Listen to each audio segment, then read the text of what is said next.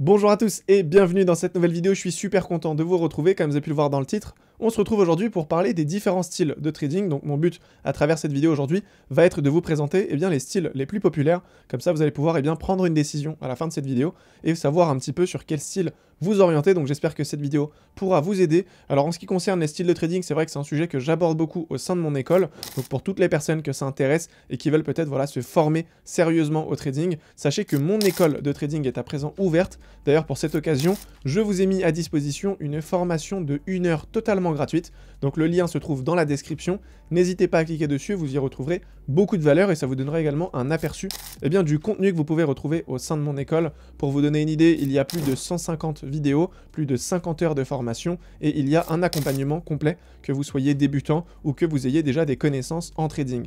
Donc voilà, on passe tout de suite sur mon écran et on va voir ensemble les différents styles. Alors avant de rentrer dans les détails de chacun de ces styles, il est important de souligner l'intérêt de connaître ces styles. Donc il faut savoir que chaque personne aura un style bien défini. Ce style sera donc déterminé en fonction de plusieurs critères, comme notamment votre emploi du temps, votre psychologie et votre capital. Certains voudront donc être traders à temps plein, tandis que d'autres voudront simplement trader lors de leur temps libre, en dehors de leur travail, donc voilà, peut-être pour arrondir les fins de mois, ou alors juste comme ça, voilà, pour le fun, en tant qu'activité. Donc concernant le style de trading, ce sera à vous de choisir lequel vous correspond, donc en fonction de vos objectifs et surtout donc en fonction de votre emploi du temps, de votre psychologie, etc. Donc on va commencer avec le premier style qui est le swing trading, je pense que vous en avez déjà entendu parler. Donc c'est tout simplement en français le trading de fluctuation, c'est une méthode qui est souvent utilisée par les débutants car il s'agit ici d'un investissement sur du long terme. Les positions prises en swing trading donc durent en général de quelques jours à quelques semaines, voire même quelques mois.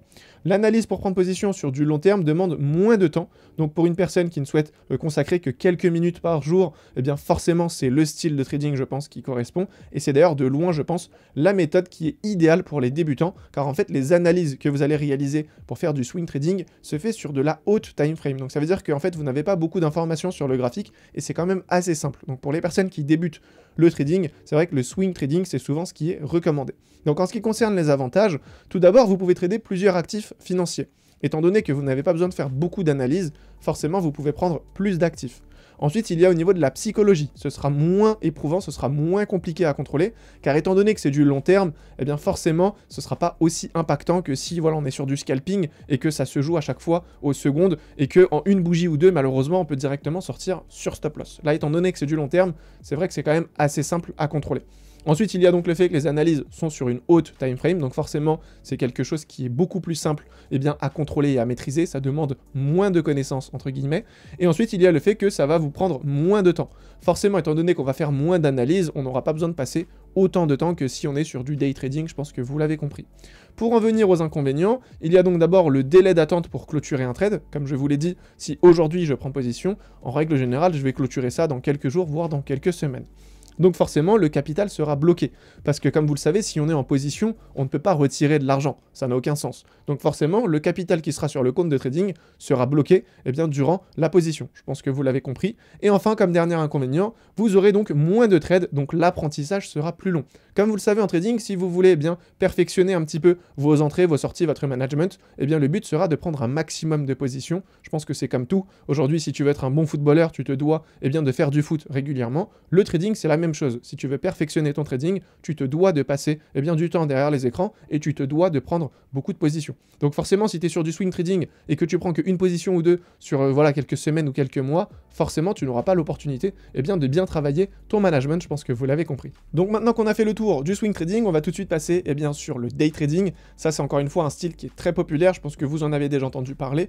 Donc le day trading, c'est une stratégie à court terme ou moyen terme, vous appelez ça comme vous voulez, qui est donc très populaire car elle consiste à acheter et à vendre des instruments financiers dans le but de fermer donc les positions d'ici la fin de journée. Donc je vais acheter un actif par exemple le matin et en général avant la fermeture du marché le soir, je vais revendre donc mon actif. Je pense que vous l'avez compris. Pour le day trading, il sera alors possible de prendre plusieurs transactions durant la journée. Le potentiel de profit sera donc plus important que pour le swing trading, mais attention, qui dit plus de profit dit également plus de risques. Donc pour les avantages du day trading, alors ça permet premièrement donc d'avoir un revenu qui est plus constant que le swing, car comme vous l'avez compris, on aura plus d'opportunités, donc on va pouvoir prendre plus de positions, donc générer plus de profit. Vous aurez aussi la possibilité de prendre plus de trades, donc forcément au niveau de l'apprentissage, ce sera plus rapide, car comme je vous l'ai expliqué, si on a l'opportunité de prendre plusieurs positions par jour, eh bien forcément on va pouvoir travailler notre psychologie, notre management plusieurs fois dans la même journée, donc l'apprentissage sera plus rapide.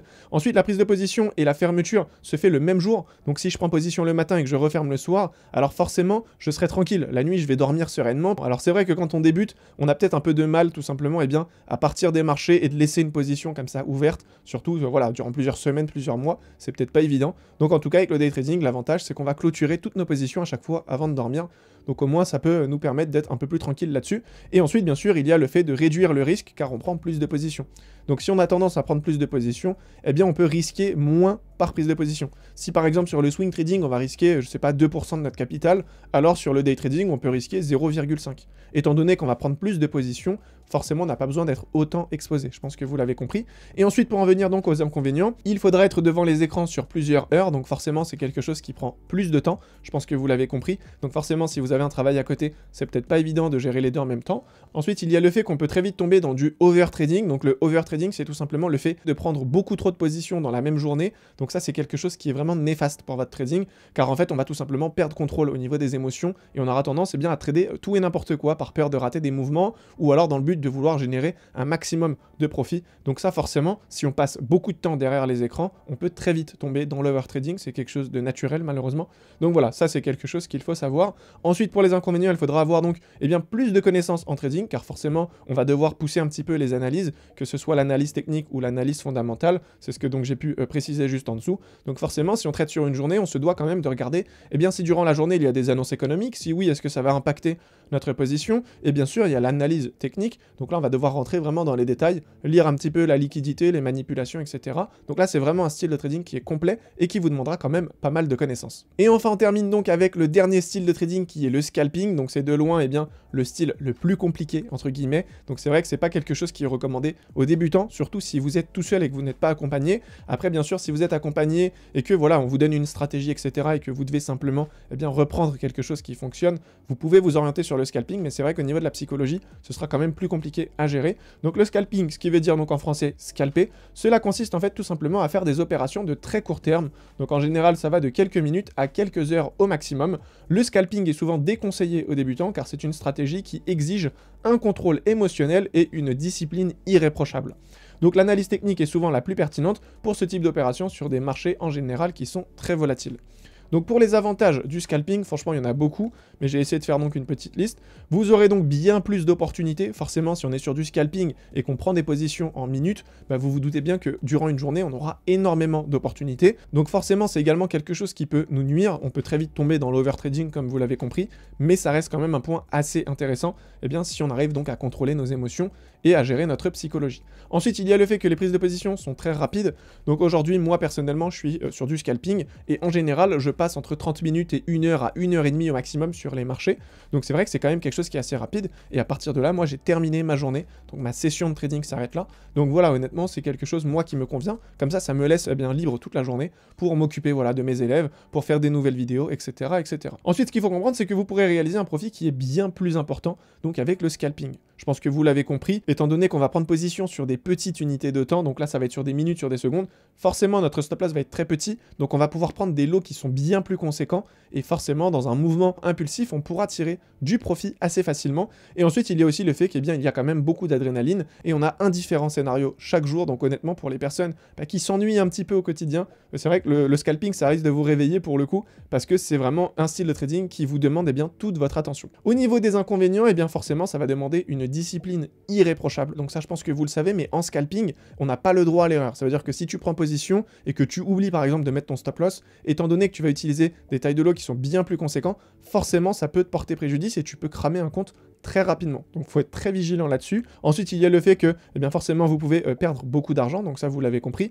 Il y a également le fait qu'on aura donc un choix qui est limité en termes d'actifs. Donc si on est sur du scalping, c'est qu'on va devoir passer pas mal de temps sur les graphiques, donc à analyser vraiment au maximum les variations de prix, les liquidités, les manipulations, etc. Donc forcément, on ne peut pas se permettre de prendre plusieurs actifs et de tout analyser en même temps. En général, on va devoir faire une sélection prendre un actif ou deux et vraiment se focus dessus, donc pour faire les meilleures analyses possibles. Vous l'avez compris, étant donné que c'est du court terme, on ne peut pas se permettre de prendre une dizaine d'actifs et de tout trader en même temps. En tout cas, c'est pas du tout ce que je vous recommande. Et ensuite, bien sûr, il y a le fait qu'il y ait un stress quand même émotionnel qui est très important, car cela va demander une forte concentration.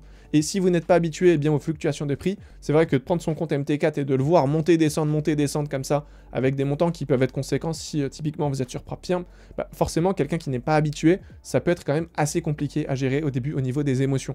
Je pense que vous êtes d'accord avec moi, mais entre une personne qui va prendre une position, je sais pas, sur du swing, et une personne qui va prendre une position sur du scalping, au niveau de la variation des prix, ça n'a rien à voir. Donc forcément, au début, si vous avez un petit peu du mal à contrôler vos émotions, soit je vous invite à réduire le risque, comme ça les montants en jeu seront bien moins impactants, et sinon tout simplement d'être sur du swing trading par exemple, pour faire du long terme, et forcément au niveau de la psychologie, pour le début ce sera bien plus simple à contrôler. Donc voilà les amis, je pense que j'ai pu faire le tour du sujet. N'hésitez pas à me poser des questions dans l'espace commentaire si vous en avez, et n'hésitez pas aussi peut-être à me dire le style de trading que vous utilisez en ce moment même, et je pourrais peut-être faire une vidéo bien plus détaillée sur chacun de ces styles, c'est vraiment avec plaisir. Pour toutes les personnes qui veulent se former sérieusement au trading, n'hésitez pas à consulter le premier lien en bas de cette vidéo, je serai vraiment ravi de vous accompagner. Quant à moi, je vous dis à très vite pour une nouvelle vidéo. D'ici là, prenez soin de vous, ciao.